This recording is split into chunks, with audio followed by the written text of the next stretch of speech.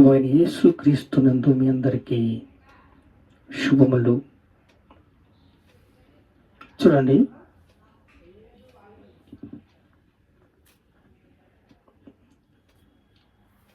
మత్తయి సువార్త, యోహాను సువార్త 10వ అధ్యాయం 10వ వచనం. దొంగతనానికి, నాశనానికి, హత్యకి వచ్చును, గొర్రెలకు జీవము కలుగుటకును సమృద్ధిగా కలుగుటకుని నేను వచ్చి తిని, మరి నేను గొర్రెలకు మంచి కాపరిని. గొర్రెలకు మంచి కాపరి అండి యేసయ్య. యేసయ్య మనల్ని ప్రేమిస్తున్నాడు. ఆయన మనల్ని కృప నుంచి కృపకి నడిపిస్తాడు. ఆయన మనల్ని ప్రేమిస్తున్నాడు.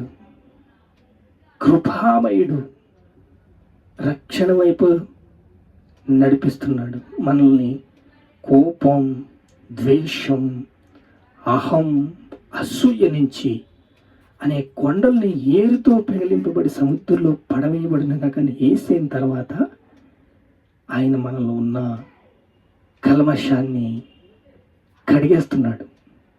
యేసు రక్తము ప్రతి పాపము నుండి మమ్మల్ని పవిత్రులుగా చేయను. యేసు రక్తముతో మనల్ని కృప నుంచి కృపకి తీసుకెళ్తున్నాడు. చూడండి, దొంగతనానికి, నాశనానికి వస్తాడు. అంటే మోసగారి, మాటగారి, అబద్ధికుడు మోసం చేస్తాడు, మనల్ని మలినం చేస్తాడు. మనలో ఉన్న ప్రతి పాప బంధకాల్ని జ్ఞాపకం చేస్తాడు. వాడు పాపం చేయమని చెప్పడు, ప్రేరేపణిస్తాడంతే. వాడిలో ఉన్న బుద్ధి ఏంటంటే అబద్ధికుడు, మోసగాడు.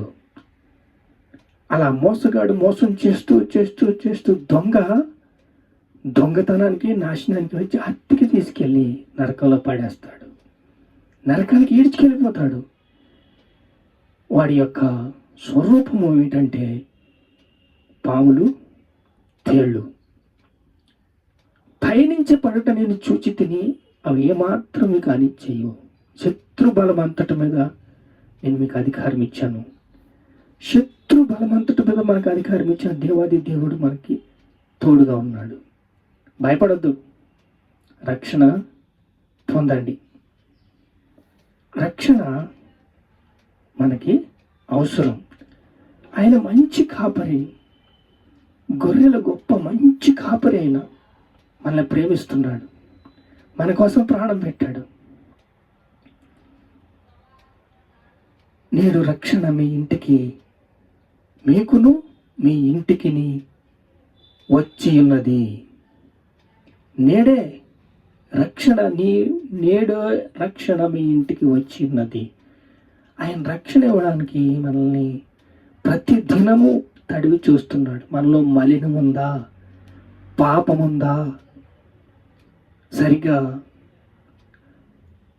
సెట్ అయ్యాడా లేదా అని తడివి చూసి యేసు రక్తము ప్రతి పాపము నుండి మనల్ని పవిత్రులుగా చేయను. ఆయన రక్తంతో మనల్ని కడుగుతున్నాడు, పరిశుద్ధులు చేస్తాడు, పవిత్రం చేస్తున్నాడు. దేవుని వాక్యమును ఉపయోగించాలి. దేవుని వాక్యముని ఎప్పుడైతే మీరు ఉపయోగిస్తారో సైతాను మిమ్మల్ని వదిలి పారిపోతాడు. మరలా వస్తాడు అనుకోండి. దేవుని వాక్యాన్ని మీరు ఉపయోగించినప్పుడు మీకు వ్యతిరేకంగా వాడు ఎన్ని అగ్ని బాణాలు వేసినా, దేవుడు వాక్యాన్ని ఉపయోగించినప్పుడు, ప్రార్థన వైపు తిరిగినప్పుడు వాడు మీ దగ్గర నుంచి పారిపోతాడు. ఆయన మనల్ని ప్రేమిస్తున్నాడు. చూడండి, ఇర్మియా గ్రంథము 17వ అధ్యాయము 9వ వచనము. హృదయము అన్నిటికన్నా మోసకరమైనది, అది ఘోరమైన వ్యాధి కలదు, దాన్ని గ్రహించగలవాడెవడు. హృదయము అన్నిటికన్నా మోసకరమైందంట. దాన్ని పరీక్షిస్తాడంట దేవుడు. పరిశోధించి, పరిశీలించి నీ పనిని పసిగడతాడంట. యెహోవా కన్నులు భూమి అంతటా సంచరించును, మంచివారిని చెడ్డవారిని చూచుచుండును. చూడండి, హృదయమును పరీక్షించి అంతరంద్రియములను పరీక్షించేవాడు యేసయ్య. నిన్ను పరీక్షిస్తాడు. నీవు ప్రతి ఒక్కడిని పరీక్షిస్తాడు యేసయ్య. నీ హృదయ అంతరంగములు ఎరిగిన దేవుడు. హృదయము అన్నిటికన్నా వ్యాధి కలది. పాపాన్ని కముక్కని కనెక్ట్ అయిపోద్ది. పాపం వల్ల వచ్చే జీతము మరణము.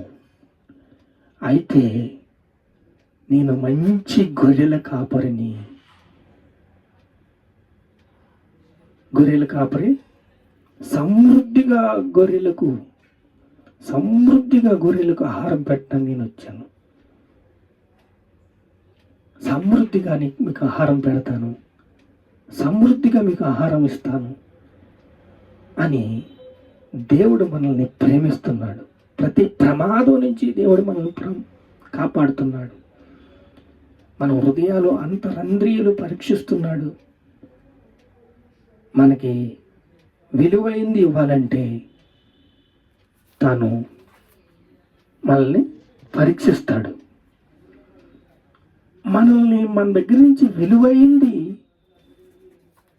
ఇవ్వాలనుకుంటే ప్రతిరోజు నిన్ను టెస్ట్ చేస్తాడు.